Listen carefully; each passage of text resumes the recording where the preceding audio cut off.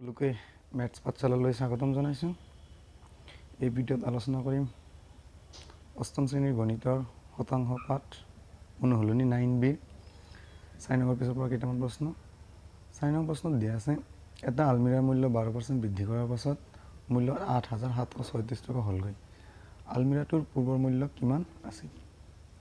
তো ইয়াত আমাৰ আলমিৰাৰ মূল্য কি কৰিছে 12% বৃদ্ধি কৰিছে আৰু এই বৃদ্ধি কৰাৰ পিছত আমাৰ মূল্য কিমান হৈছে 8,736 টকা। গতিকে আমি আলমিৰাৰ পূৰ্বৰ মূল্য উলিয়াব লাগে। তো আমি প্ৰশ্নটো সমাধান কৰোঁ। যিহেতু আলমিৰাৰ মূল্য আগৰ পৰা বাঢ়িছে গতিকে 12% বৃদ্ধিয়ে কি বুজায় এইখিনি আমি লিখিম সমাধান। 12% বৃদ্ধি মানে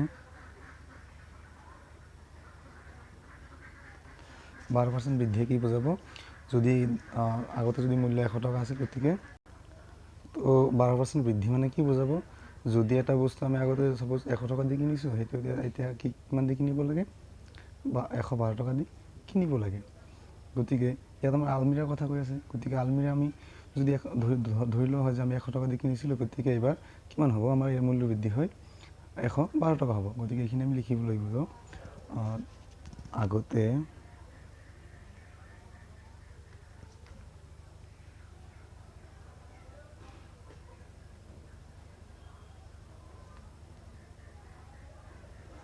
আলমিৰাৰ মূল্য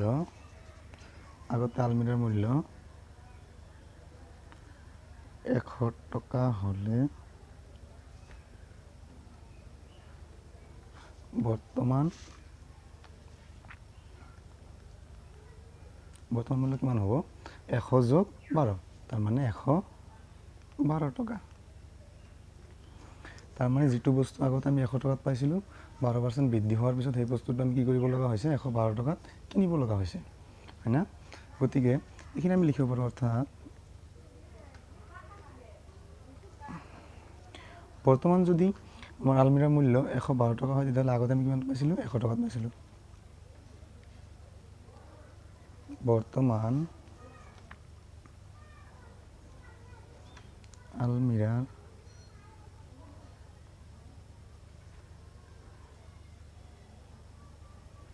মূল্য 112 টকা হ'লে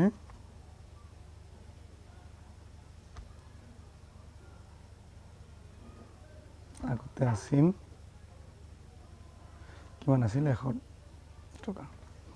এতিয়া যিহেতু বাঢ়িছে গতিকে আগতে যদি আমাৰ আলমিৰাৰ মূল্য যদি 100 টকা আছিল বৰ্তমান কিমান হৈছে 112 টকা। গতিকে বৰ্তমান যদি 112 টকা হয় আগতে আমাৰ কিমান আছিল 100 টকা। যিহেতু আমাক ইয়াত বৃদ্ধি কৰাৰ পিছত মূল্য 8,736 টকা হৈছে গতিকে এইখিনি আমি আগতে কিমান আছিলে আমি এইখিনি উলিয়াব লাগে যিহেতু বৰ্ধিত দাম দি আছে।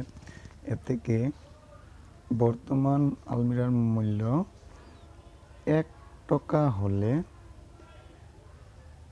আগতে আছিল কিমান 100/112 টকা। কিয়নো বৰ্তমান যদি 1 টকা হয় আগতে কিমান আছিল 100/112 টকা। কিয়নো এইটো যায় কি হ'ব ইফালে হৰণ হ'ব। এতেকে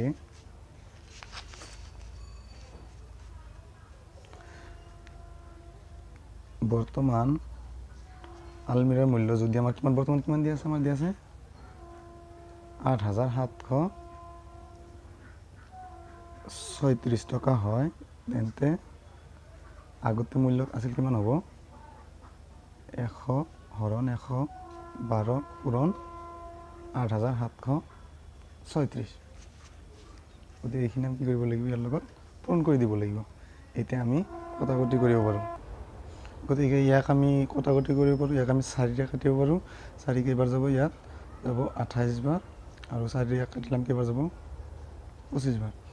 গতিকে ইয়াক আকৌ আমি 7ৰে কাটিব পাৰোঁ। 7 যাব 4 বাৰ আৰু ইয়াক আমি 7ৰে কাটিব পাৰোঁ। ইয়াৰ মাজত 7 যাব 8ৰ মাজত যাব 1 বাৰ 17ৰ মাজত যাব 2 বাৰ আৰু ইয়াত থাকিব 3 মাজত যাব কেইবাৰ 4 বাৰ আৰু থাকিব 56 মাজত যাব 7 8 বাৰ। গতিকে ইয়াক আকৌ আমি 4ৰে কাটিব পাৰোঁ। 4 মাজত যাব কিমান 3 বাৰ আৰু 12 বাৰ, অৰ্থাৎ আমি কিমান পালোঁ, এইখিনি কটাকটি কৰি পালোঁ আমি কিমান 25 ইনটু 312। গতিকে এইখিনি পূৰণ কৰিলে আমি পাম 7,800 টকা। সেয়ে আলমিৰাটোৰ আগতে মূল্য কিমান আছিল, মূল্য বৃদ্ধি হোৱাৰ আগত কিমান আছিল 7,800 টকা। এইখিনি হ'ব এইটো প্ৰশ্নৰ সমাধান। এতিয়া আহা 5 নং প্ৰশ্নলৈ। 5 নং প্ৰশ্নত কি আছে, টিভিৰ মূল্য 5% হ্ৰাস হোৱাৰ পিছত প্ৰীতমে 17,575 টকাৰ এটা টিভি কিনিলে। মূল্য হ্ৰাস হোৱাৰ আগত টিভিটোৰ মূল্য কিমান আছিল? চ' এইবাৰ কি কৰিছে, ইয়াত যিহেতু আগৰ অংকটোত কি হৈছিল 12% বঢ়াইছিল, এইবাৰ কি কৰিছে 5% কমাইছে। আৰু এই কমাৰ পিছত প্ৰীতমে কি কৰিছে, ইয়াত 5% কমোৱাৰ পিছত টিভি এটা কিনিছে কিমান 17,575 টকাৰে। গতিকে হ্ৰাস হোৱাৰ আগত কিমান মূল্য আছিল, আমি এইখিনি মূল্য উলিয়াব লাগে। গতিকে ইয়াক আমি কি কৰিব লাগিব, যদি তাৰমানে কি বস্তু এটা 100 টকা আগতে আছিল, বৰ্তমান কমি কিমান হৈছে 95 টকা হৈছে, হয় না? এই হিচাপে কৰিব লাগিব। তাৰমানে 5% হ্ৰাস মানে কি, সেই হিচাপে আমি কৰিব লাগিব। তো আহা আমি ইয়াক সমাধান কৰোঁ। 5% হ্ৰাস মানে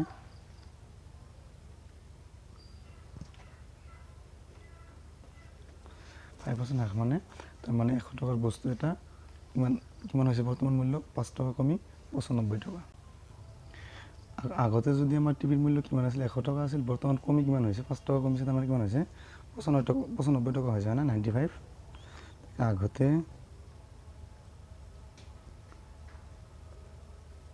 টিভিৰ মূল্য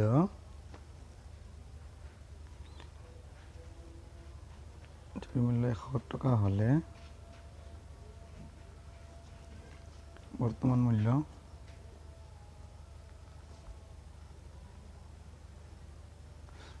আমাৰ কিমান হ'ব, যিহেতু 5 টকা কমিছে, গতিকে বৰ্তমান মূল্য হ'ব কিমান 100 - 5 ইকুৱেল কিমান 95। গতিকে বৰ্তমান টিভিৰ মূল্য কিমান টকা 95 টকা। আগতে যদি 100 টকা আছিল, বৰ্তমান কিমান কমিছে 5 টকা কমিছে। 5% হ্ৰাস মানে কিমান বুজাব, 5 বিয়োগ হ'ব, গতিকে কিমান হ'ব 95। অৰ্থাৎ আমি কি লিখিব পাৰোঁ, বৰ্তমান যদি 95 টকা হয়, তেতিয়াহ'লে আগত কিমান আছিল 100 টকা আছিল। বৰ্তমান টিভিৰ মূল্য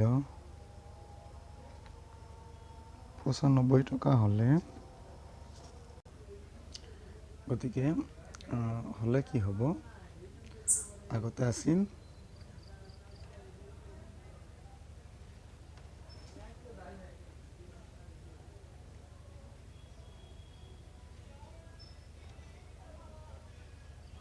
100 টকা, হয় না? অৰ্থাৎ আমি কি পালোঁ, বৰ্তমান টিভিৰ মূল্য 95 টকা হ'লে আগত কিমান আছিল 100 টকা। গতিকে বৰ্তমান যদি এতেকে বৰ্তমান টিভিৰ মূল্য 1 টকা হ'লে আগতে মূল্য আছিল কি হ'ব 100 হৰণ এই 95 আহিব, ইমান টকা। এতেকে বৰ্তমান হ্ৰাস হোৱাৰ পিছত যিহেতু প্ৰীতমে কিনিছে, কিমান দি কিনিছে, বৰ্তমান টিভিৰ মূল্য 17,575 টকা হ'লে আগতে মূল্য আছিল কিমান আছিল 100 হৰণ 95 ইনটু 17,575, এইখিনি হ'ব। গতিকে আমি ইয়াক এতিয়া কটাকটি কৰিব লাগিব।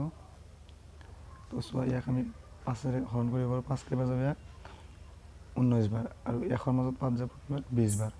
19ৰে আমি ইয়াক কটাকটি কৰিব পাৰোঁ, ই যাব 19, ইয়াৰ মাজত যাব 925 বাৰ। গতিকে আমি কিমান পালোঁ, ইয়াত পালোঁ 20 পূৰণ, ইয়াত পালোঁ আমি 925। এইখিনি পূৰণ কৰিলে পাম আমি 18,500 টকা। তো টিভিৰ মূল্য আগতে কিমান আছিল, হ্ৰাস হোৱাৰ আগত কিমান টকা আছিল 18,500 টকা, কিন্তু প্ৰীতমে কি কৰিছে 17,575 টকা দি কিনিছে। গতিকে এইখিনি হ'ব এইটো প্ৰশ্নৰ সমাধান। এতিয়া ইয়াৰ পিছৰ প্ৰশ্নটোলৈ। ইয়াৰ পিছৰ প্ৰশ্ন 6 নম্বৰত দিয়া আছে, এটা চোলাৰ দাম 850 টকাৰ পৰা বাঢ়ি 977.50 টকা হ'লগৈ। চোলাটোৰ শতকৰা মূল্য বৃদ্ধি নিৰ্ণয় কৰা। কিয়নো চোলাটো যিহেতু আগতে কিমান দামত পোৱা গৈছিল 850 টকা আছিল পোৱা গৈছিল, কিন্তু বৰ্তমান দাম বাঢ়ি কিমান হৈছে 977 টকা 50 পইচা হৈছেগৈ। গতিকে কিমান পাৰ্চেণ্ট মূল্য বৃদ্ধি হৈছে আমি এইখিনি উলিয়াব লাগিব। তো ইয়াত আমাৰ আগৰ মূল্য কিমান দি আছে 850 টকা, আৰু বাঢ়ি যোৱাৰ পিছত মূল্য কিমান হৈছে 977.50 টকা। এইখিনি হ'ল মেইন বস্তু। গতিকে আমি এইখিনি কিমান বাঢ়িছে আগতে সেইখিনি আমি উলিয়াই ল'ম। তো আহা 6 নম্বৰত আমি সমাধান কৰোঁ। তো 6 নম্বৰত আমাৰ চোলাটোৰ পূৰ্ব মূল্য কিমান দিয়া আছিল? পূৰ্ব মূল্য দিয়া আছিল 850 টকা।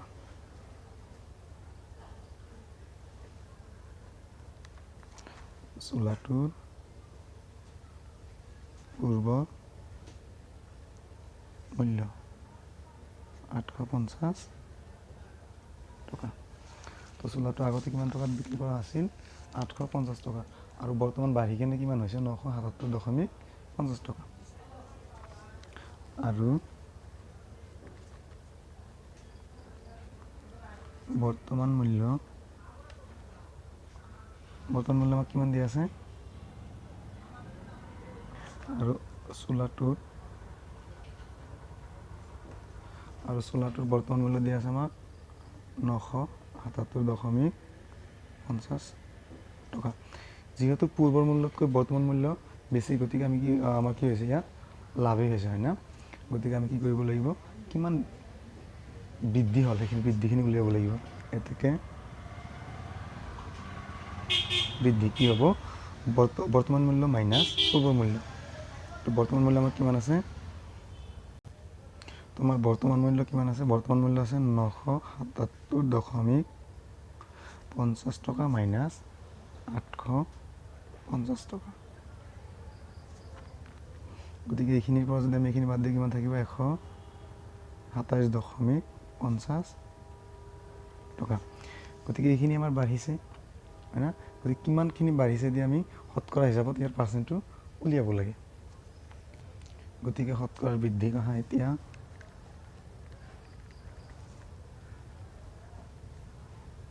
শতকৰা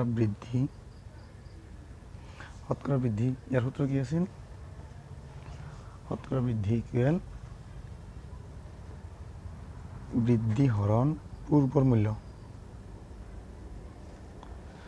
মূল্য বা পূৰ্বৰ মান ইনটু 100। গতিকে আমাৰ বৃদ্ধি কিমান হৈছে? কিমান বৃদ্ধি দাম বাঢ়িছে? কিমান? 127.50। গতিকে লিখা 127.50 বা আমাৰ পূৰ্ব মূল্য কিমান আছিল? 850 ইনটু 100। গতিকে এইটো শূন্য কেঞ্চেল। এতিয়া চোৱা, আমি যদি 10ৰে এইখিনি পূৰণ কৰোঁ, যিহেতু দশমিকৰ পিছত আমাৰ 50 আছে, গতিকে 10ৰে পূৰণ কৰিলে কি হ'ব? এই দশমিক উঠি যাব। গতিকে কিমান হ'ব? 10ৰে পূৰণ কৰিলে হ'ব আমাৰ 127, আৰু এই 5টো দশমিক শূন্য থকাৰ কাৰণে ইয়াত 10ৰে পূৰণ কৰিলে উঠি যাব। গতিকে কিমান হ'ব? 1275 হৰণ ইয়াত থাকিব কিমান আমাৰ 85। গতিকে চোৱা, ইয়াক আমি এতিয়া 5ৰে কটাকটি কৰিব। 5 কেইবাৰ যাব? 17 বাৰ, আৰু ইয়াত 5 যাব, ইয়াত যাব 2 বাৰ, 2 থাকিব 27ৰ মাজত 2 বাৰ, 25ৰ মাজত 5 বাৰ। ইয়াক আকৌ আমি 17ৰে কটাকটি কৰোঁ। 17 একবাৰ, 17 যাব ইয়াত কেইবাৰ? ইয়াত যাব 15 বাৰ। গতিকে আমি কিমান পালোঁ? 15% পালোঁ। তো চোলাটোৰ বৰ্তমান মূল্য কিমান বাঢ়িছে? 15% বাঢ়িছে। গতিকে নিৰ্ণয় বৃদ্ধি আমাৰ কিমান হ'ব? 15% হ'ব। গতিকে এইখিনি হ'ব এইটো প্ৰশ্নৰ সমাধান। এতিয়া আহা ইয়াৰ পিছৰ প্ৰশ্নটোলৈ। 7 নং প্ৰশ্ন আছে, হৰিধনৰ দৰমহা বছৰি 5% বৃদ্ধি হয়। বৰ্তমান হৰিধনৰ দৰমহা 35,000 টকা হ'লে 2 বছৰ পিছত তেওঁৰ দৰমহা কিমান হ'ব? তো হৰিধন তেওঁ চাকৰিয়াল, গতিকে ইয়াৰ দৰমহা বছৰি কিমান বাঢ়ে? 5% বাঢ়ে। আৰু বৰ্তমান কিমান টকা দৰমহা পাই আছে? 35,000 টকা পাই আছে। গতিকে 2 বছৰ পিছত ইয়াৰ দৰমহা কিমান হ'ব? বাঢ়ি কেনে আমি সেইখিনি উলিয়াব লাগে। তো দিয়া আছে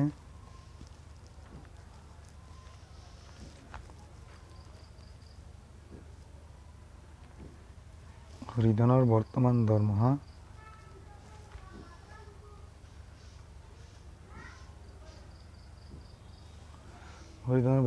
কিমান দি আছে আমাক? 35,000 টকা, হয় না? তো তো হৰিধনৰ বৰ্তমান দৰমহা আমাৰ কিমান টকা 35,000 টকা গতিকে প্ৰথম বছৰত কিমান বাঢ়িছে যেহেতু 5% বাঢ়ি আছে গতিকে প্ৰথম বছৰত বৃদ্ধি প্ৰথম বছৰত কিমান বৃদ্ধি হ'ব এই 35,000 টকাৰ যেহেতু 5% বাঢ়িছে গতিকে ইমান টকা 5% হয় না তো 35,000 যেহেতু টকাৰ শেষত ৰ আছে গতিকে পূৰণ আহিব 5% মানে 5/100 এই দুটা শূন্য কি হৈ যাব কেঞ্চেল হৈ যাব গতিকে 350 লগত যদি আমি 5 পূৰণ কৰোঁ আমি 1750 পাম গতিকে এক বছৰত হৰিধনৰ দৰমহা কিমান বাঢ়িল 1750 টকা বাঢ়িল এতিয়া এইখিনি কি হ'ব এতিয়া এইখিনি আমাৰ দ্বিতীয় বছৰৰ শেষত দৰমহাৰ লগত প্ৰথম বছৰৰ শেষত দৰমহাৰ লগত কি কৰিব লাগিব এইখিনি আমি যোগ কৰিব লাগিব আৰু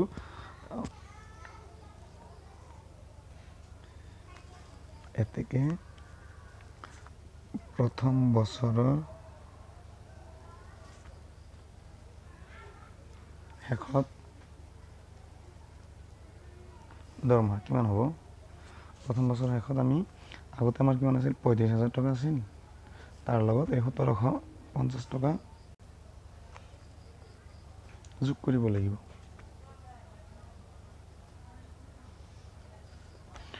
গতিকে এইখিনি যোগ কৰিলে আমাৰ কিমান হ'ব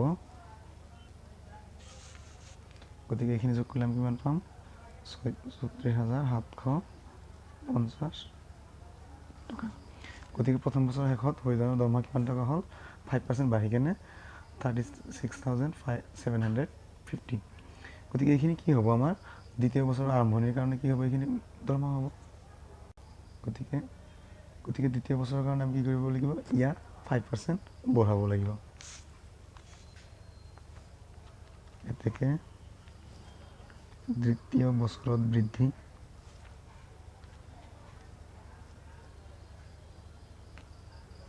কিমান হ'ব 34,750 কিমান পাৰ্চেণ্ট ইমান টকাৰ 5% গতিকে 36,750 ইনটু টকা ৰ আছে পূৰ্ণ আহিব ইনটু 5% মানে 5/100 গতিকে এইটো শূন্য কেঞ্চেল আৰু 5 আমি তেনেক কাটিব পাৰোঁ 2 বাৰ গতিকে আমি 2 ইয়াক হৰণ কৰিলে যেতিয়া আধাখিনি আহিব গতিকে 36 আধা কিমান 18 আৰু 75 আধা হ'ব আমাৰ 37.5 টকা গতিকে কি হ'ল আমাৰ দ্বিতীয় বছৰৰ শেষত তেওঁৰ দৰমহা কিমান বাঢ়িব 5%কে 1837.50 টকা এতেকে দ্বিতীয় 2 বছৰৰ শেষত